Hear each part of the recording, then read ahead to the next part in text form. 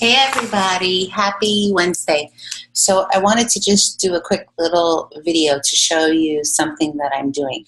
So last night we had our event at the Comfort Inn in Goshen, and it was phenomenal. It was a powerhouse of information, fun, laughter, experience. It was just amazing.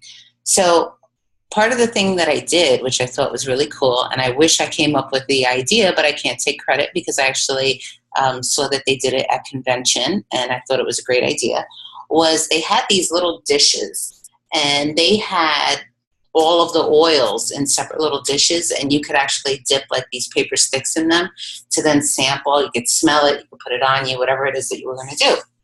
So I thought it would be really cool to do that as a part of one of the things that we did for our event last night.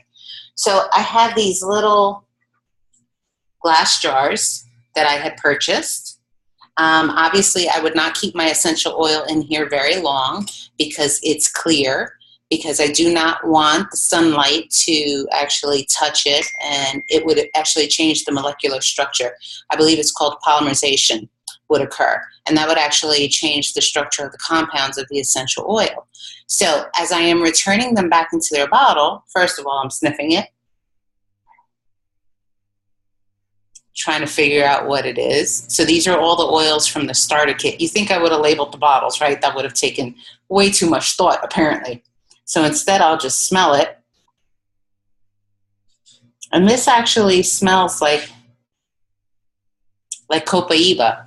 So I'm returning these back into their original bottles, which I'll do in just a minute. So I would pour it right back in. And then what's happening is I have in these empties residual oil still in there.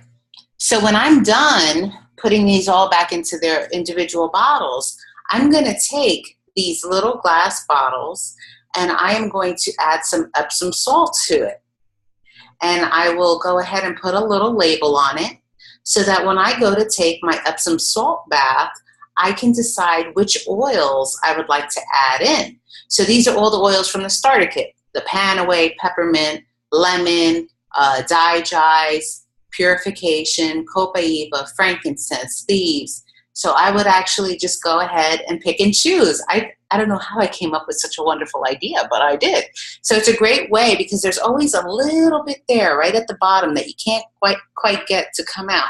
So that's at least a few drops. And if you know about using the oils in your bath water, when you add it with Epsom salt, you don't need a lot. You do, some people do maybe 3 or 4 drops. Since I like to do a combination of oils, depending upon what's going on that day, I actually will just use a drop or 2.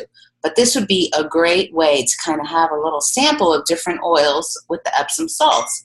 If I wanted to, I could also make just a wonderful way to have the scents, to open it up, have everything smelling very pretty. So just a little thought for you. It's a handy way to actually make sure that even if you're using an empty bottle like this, like I always tell people, don't throw your bottles away. You actually can go ahead and take these bottles and you can either soak them in water and then add Epsom salt to it, or you can go ahead and actually put the bottles, the empty bottles, in Epsom salt and actually let it sit there like upside down. The Epsom salt will actually absorb the aroma as well as any leftover essential oil in there, and that's really powerful. Some people do where when they soak the bottles in water, they will then add like potpourri, or they have different things that they'll do with it. So you have a lot of options on how you can play with these. But never throw away your empty bottles. They're actually a great resource. I save them just because I like the frequency of the oils. So I like to keep all my empties in my bedroom near me while I sleep. So that's your tip of the day. I hope you enjoy. Take care.